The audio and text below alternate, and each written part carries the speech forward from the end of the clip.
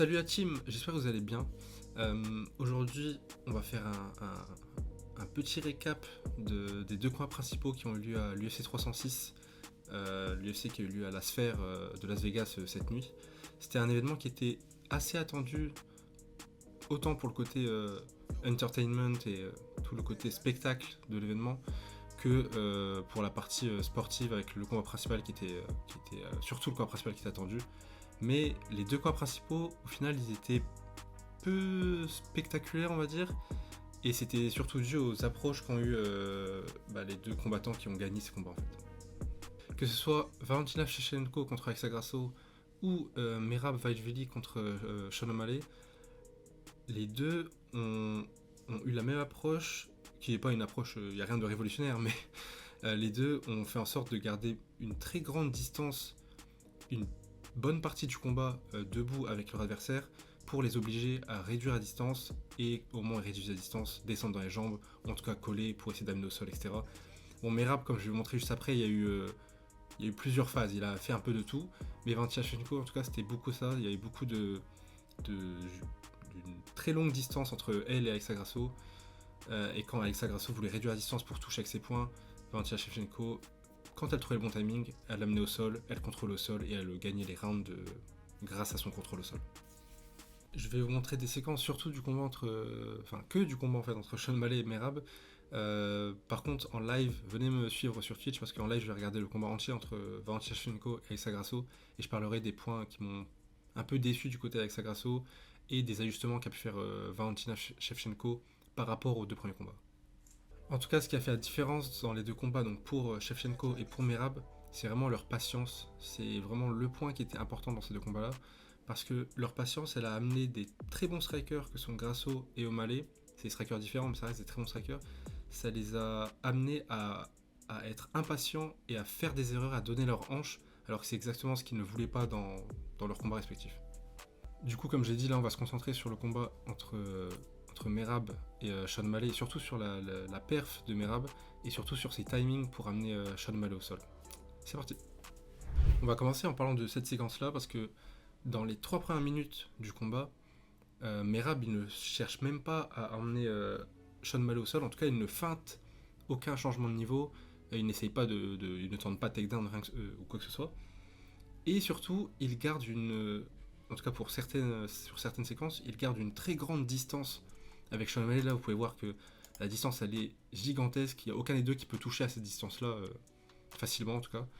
Et Merab, c'est ce qu'il cherchait à avoir sur certains moments, c'est créer une très grande distance entre lui et Sean O'Malley pour que Sean O'Malley soit obligé de la réduire. Vous allez voir que le premier takedown, c'est pas exactement ce qui se passe, mais sur les takedowns dans les rounds de 2 et 4, c'est Sean O'Malley qui essaye de réduire la distance parce que Merab est souvent très loin et surtout très défensif, très patient.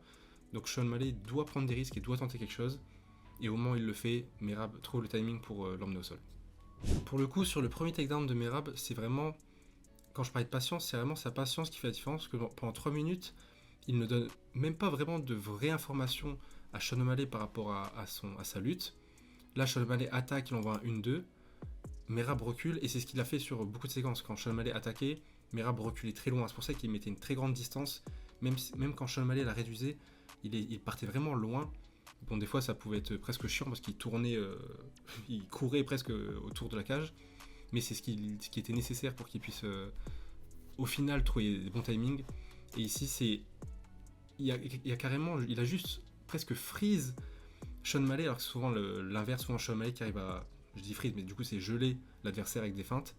Merab, il était tellement souvent loin à reculer que Sean O'Malley, il a même pas eu la bonne réaction quand Merab est rentré. Là, vous pouvez voir que les bras de Sean O'Malley, ils sont encore, bon, que son bras droit, mais son bras gauche est au même niveau ici. Donc il y a vraiment un espace pour que Merab puisse shooter son takedown en dessous. Ce qui est surprenant, c'est que Merab n'a même pas cadré vraiment Sean O'Malley, il l'a même pas mis contre la cage, dos contre la cage. Il a juste attendu patiemment que Sean O'Malley n'ait plus le réflexe d'avoir la bonne réaction pour l'emmener au sol. Et donc au final, il attrape juste une jambe, il le colle contre la cage en le poussant, il va chercher le body lock. Sean O'Malley donne son dos pour défendre et Merab tripe sa cheville, sa jambe pour l'emmener au sol. Une fois qu'il met la main sur toi, Merab, globalement, c'est compliqué de t'en sortir. La seule chose dont Merab avait besoin, c'était justement de mettre la main sur Sean O'Malley, et pour ça, il était très patient. Sur le deuxième takedown de Merab dans le combat, donc à la fin du premier round, c'est vraiment intéressant parce qu'on voit vraiment que le game plan qu'il avait mis en place avec beaucoup de patience, très peu de volume au final, ce qui est vraiment l'inverse de son jeu, mais très peu de volume en termes de coups, ça a vraiment été très utile pour que Sean O'Malley ouvre son jeu offensif et donne ses hanches ou juste avance ses appuis pour que Merab puisse descendre dans les jambes. Comme je l'ai dit un peu plus tôt, ce que Merab cherchait à faire, c'est obliger Sean O'Malley à tenter quelque chose vers l'avant. Pas juste à tenter quelque chose quand il est en train de reculer ou à distance, mais vraiment tenter quelque chose tout en réduisant la distance. Et c'est pour ça qu'il était très patient, il attendait pour que Sean O'Malley le fasse. Et là, à ce moment-là, sur ce takedown-là, c'est exactement ce qui se passe. Sean O'Malley va tenter de placer son bras arrière, mais il va le faire en avant, en allant loin devant. Là, on a l'impression qu'il touche, mais en réalité, comme vous pouvez voir là, il touche pas. Et surtout, sa jambe que vous voyez ici, là, elle est en train, j'ai mis stop, mais elle est en train d'aller dans cette direction-là. Et c'est exactement ce que cherche Merab.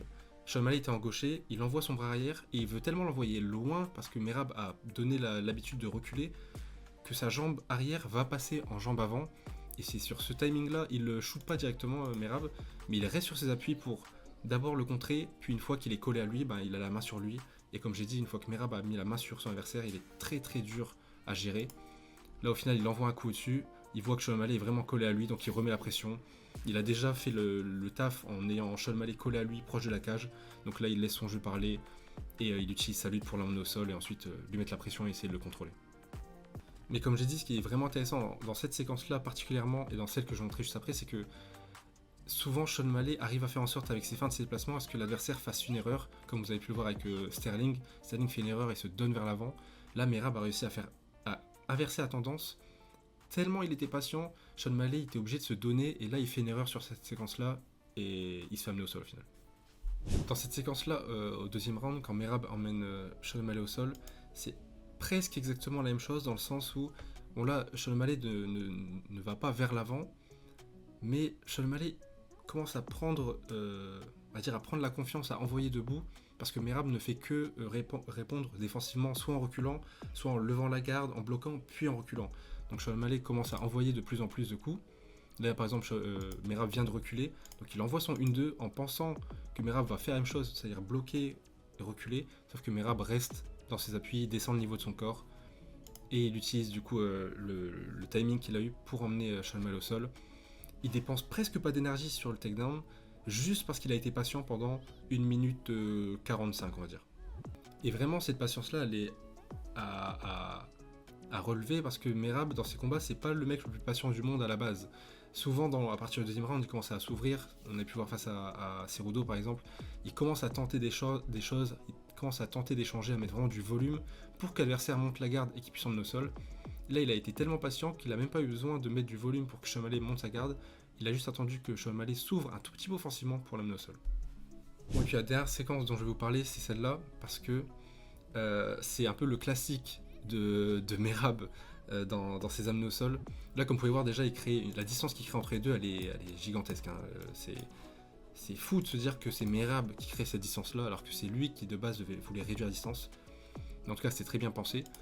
Bon, il venait de se faire toucher aussi un petit peu avant, donc c'est pour ça, mais ce qu'il fait là ensuite pour amener Sean O'Malley au sol, c'est ce qu'il fait dans la plupart de ses combats, c'est-à-dire qu'il va avancer, après avoir reculé, il va avancer, envoyer des coups pour que l'adversaire monte la garde, puis descendre dans les jambes. C'est le classique de Merab, il n'y a rien de très particulier dans son approche, c'est juste qu'il le fait très bien. Il a juste attendu que Sean O'Malley monte un petit peu la garde, il descend dans les jambes, il va tellement vite vers l'avant, il est tellement compact une fois qu'il attrape la personne que c'est très dur à défendre. Et là, Sean O'Malley, qui je pense s'attendait quand même à ce que Merab ait envie de shooter dans les jambes, n'a même pas le temps d'avoir la bonne réaction pour défendre. Ce qui m'a vraiment marqué dans ce combat, moi, c'est cet aspect-là de patience de Merab. C'est sûr que du point de vue du spectateur, ça peut être un peu chiant. Surtout le 5e round peut être un peu chiant parce que Merab globalement tourne autour de la cage et se déplace et évite n'importe quel échange. Mais ça reste très fort de sa part d'avoir réussi à être tellement patient et bon défensivement qu'il a amené Sean O'Malley à faire des erreurs. Et c'est un petit peu la même chose pour Valentina, même si on va dire que l'approche d'Alexa Grasso était différente. Valentina a réussi à faire en sorte que Alexa Grasso fasse des erreurs pour l'amener au sol sans dépenser trop d'énergie et ensuite à la contrôler. En tout cas, c'était deux belles performances, même si elles n'étaient pas très divertissantes. J'espère que cette vidéo vous aura plu. N'hésitez pas à liker la vidéo et à me dire en commentaire ce que vous en avez pensé. Sur TikTok, je vais parler du combat entre Brian Ortega et Diego Lopez. Et sur Twitch, comme j'ai dit, je vais regarder presque tous les combats de la carte, en tout cas tous les combats les plus importants, et je vais débriefer ça et parler de séquences que j'aborde pas ici. Donc voilà, n'hésitez pas à venir me suivre sur Twitch. Je vous dis à la prochaine. Bisous.